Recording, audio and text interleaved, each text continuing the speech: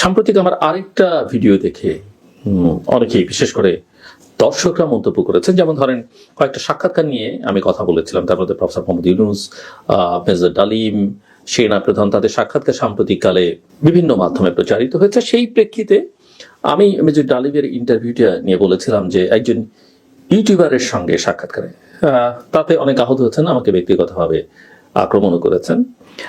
ব্যক্তিগত আক্রমণে আমার খুব একটা কিছু যায় আসে না এই অর্থে আমি দেশের জন্য জনগণের জন্য কাজ করি, সবার সব কথা ভালো লাগবে এটা আমি মনে করি না। যে কেউ আমাকে নিয়ে যে কোনো কথা বলতে পারেন, বলবার অধিকার তার আছে। আমি যখন অন্যের সমালোচনা করি আমার পেশাগত দায়িত্ব পালন করতে গিয়ে আমাকেও কেউ আক্রমণ করতে পারেন। কেন আমি সাংবাদিকের নাম উচ্চারণ করলাম না, বিশেষ কোনো উদ্দেশ্য নিয়ে বা অসৎ উদ্দেশ্যে সেটা করিনি, ব্যাপারটা এরকম মনে করবার কোনো কারণ নেই, করিনি। আমি পারতপক্ষে আলোচনায় নাম খুব বেশি আনতে চাই না। দ্বিতীয়ত হচ্ছে ইউটিউবার কেন বললাম, বাস্তবতা হচ্ছে আমাকে যদি কেউ ইউটিউবার বলেন আমার এই ভিডিও দেখে আমি মাইন্ড করবো না। আমাকে যদি কেউ সামাজিক যোগাযোগ মাধ্যমে সক্রিয় একজন ব্যক্তি বলেন আমি মাইন্ড করবো না। আমাকে কেউ সাংবাদিক বলতে পারেন, আমাকে কেউ সাংবাদিক নাও বলতে পারেন, আমাকে একজন গবেষণা কর্মের একজন গবেষণা প্রতিষ্ঠানের একজন কর্মী বলতে পারেন, আই ডোন্ট মাইন্ড, ঠিক আছে। তো এভাবেই আমি আসলে বলেছি। ইলিয়াস হোসেনকে সাংবাদিক বলতে আমার আপত্তি থাকবে কেন? ইলিয়াস তো আসলেই প্রতিষ্ঠিত একজন সাংবাদিক। আমি কেন বাংলাদেশের বিগত শাসন আমলের বিরুদ্ধে যারা দেশের ভেতরে লড়াই করেছেন, দেশের বাইরে লড়াই করেছেন, তাদের প্রত্যেককে আমি স্বীকার করি, প্রত্যেককে আমি শ্রদ্ধা জানাই, প্রত্যেকের যার যার অবদানকে। পিনাকি ভট্টাচার্য, ইলিয়াস হোসেন, কনক সরওয়ার, শাহেদ আলম, মনির হায়দার, যতজন আছেন আমি সবার নামও বলছি না, মানে প্রত্যেকে আমি শ্রদ্ধা জানি, যে যার অবস্থান থেকে করেছেন, যে যার স্টাইলে করেছেন। এক একজনের ভাষা এক এক রকমের, এক একজনের লক্ষ্য এক এক রকমের, এক একজনের আদর্শ এক এক রকমের। ব্যক্তিগতভাবে ইলিয়াস হোসেন তো আমি যখন ক্রাইসিসে বা আমাকে যখন বিগত সরকার আমলে নানা চাপের মধ্য দিয়ে যেতে হয়েছে, ইলিয়াস আমার পক্ষে একাধিকবার কথা বলেছেন, আমার পক্ষে দাঁড়িয়েছেন, এবং সেই কৃতজ্ঞতা বোধ আমার আছে। কাজে আমি তাকে ছোট করবার জন্য ইউটিউবারের সঙ্গে বলেছি নাম উচ্চারণের ব্যাপারটা এরকম নয়। নাম যত কম উচ্চারণ করে পারা যায় এই ধরনের আলোচনা আমার কাছে মনে হয়েছে সেটা ভালো, পরিষ্কার করে রাখলাম। দ্বিতীয় কথা হচ্ছে যে ইলিয়াস বা পিনাকি ভট্টাচার্য নিঃসন্দেহে মিলিয়ন মিলিয়ন ভিউয়ার্স তাদের, এবং আমি যে কথা বলি আমার তো অনেক সময় হাজারের কোটা পার হতেই আমার মনে হয় পার হয় না। এক একজনের স্টাইল, এক একজনের ভক্তকুলে এক এক রকমের, এবং আমাদের প্রত্যেকের সঙ্গে প্রত্যেকের চিন্তার মত পার্থক্য আছে, ভিন্ন মত আছে, আদর্শের পার্থক্য আছে। কিন্তু মানে এই না আমরা একজন আরেকজনকে পছন্দ করি না বা একজন আরেকজনকে ঘৃণা করি, একজন আরেকজনের শত্রু। এই জোর করে শত্রুতা বানাবার চেষ্টা করে কোনো লাভ নেই। যারা এগুলো করছেন, ওই যে আমি এর আগে একবার বোধহয় বলেছি যে আওয়ামী লীগ আমলে ওই যে বট অ্যাকাউন্ট করা বা বিশেষ একটা গোষ্ঠীকে লেলিয়ে দেয়া, পেইড সোশ্যাল মিডিয়াতে অ্যাক্টিভ যারা নানান জনের বিরুদ্ধে লেগে থাকার প্রক্রিয়া, এটা এখনো আছে। তখনও ছিল, সরকারি দলেরও ছিল, বিরোধী দলেরও কিছু কিছু ছিল, এখনো কোনো কোনো পক্ষের আছে। তাহলে এই পক্ষটা আসলে সমাজের ক্ষতি করছে, প্রথম কথা। দ্বিতীয় কথা, বিরোধী দলে কারা থাকতে পারে? কেন আমি ছাত্রদের কথা বললাম না? আমি প্রথম কথা বলি যে ছাত্র বলে 4-5 10 জন 20 জনকে ছাত্র বলে সামনে নিয়ে আসবার কোনো মানে নেই। ছাত্ররা আন্দোলন করেছে, ছাত্রদের সঙ্গে জনতা যুক্ত হয়েছিল, জুলাই আগস্টে ছাত্ররা ক্যাম্পাসে ফিরে গেছে। আন্দোলনে যারা নেতৃত্ব দিয়েছিলেন তাদের অনেকেই এখন একসঙ্গে নেই। তাদের মধ্যে কয়েকজন বৈষম্য বিরোধী ছাত্র আন্দোলনের নামে, এবং পরে তারা জাতীয় নাগরিক কমিটি করেছেন, তারা করতে পারে, তাদের অধিকার আছে।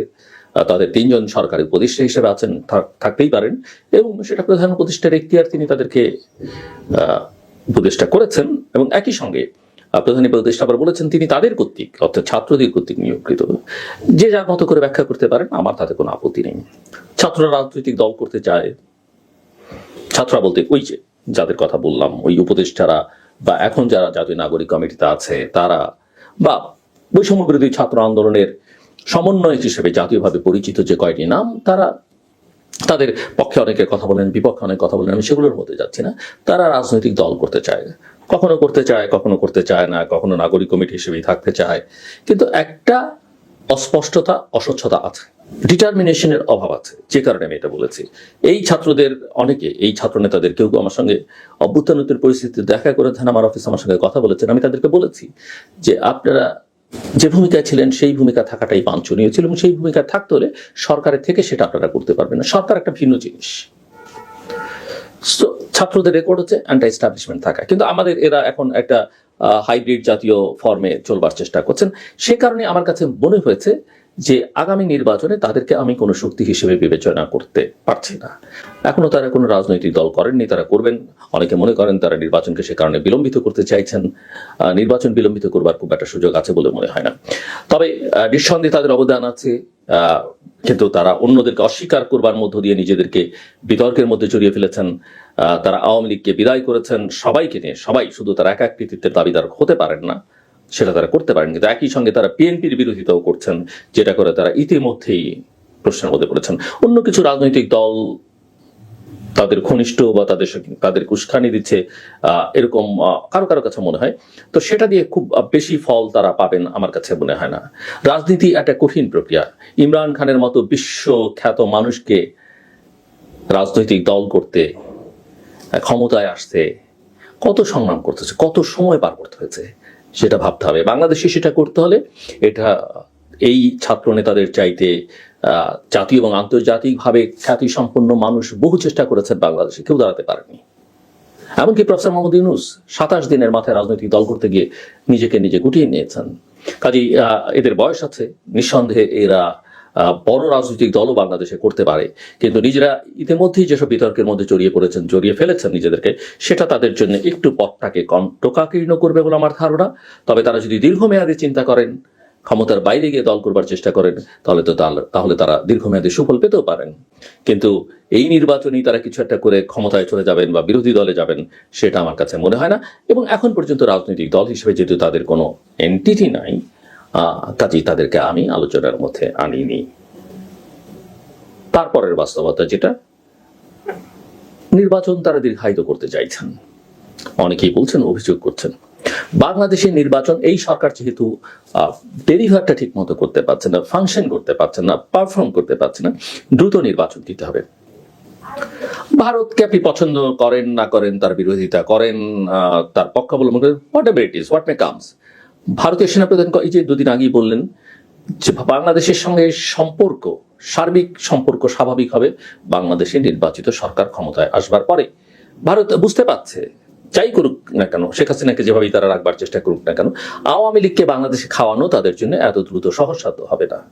কিন্তু ভারত এটাও বুঝতে পারছে, বা যে কেউ এটা বুঝবে, যে বাংলাদেশে একটা নির্বাচিত সরকার আসা পর্যন্ত পলিটিক্যাল স্ট্যাবিলিটিটা হবে না, ইকোনমি অস্থির থাকবে, এখানে কেউ বিনিয়োগ করবে না, দেশীয় না বিদেশি।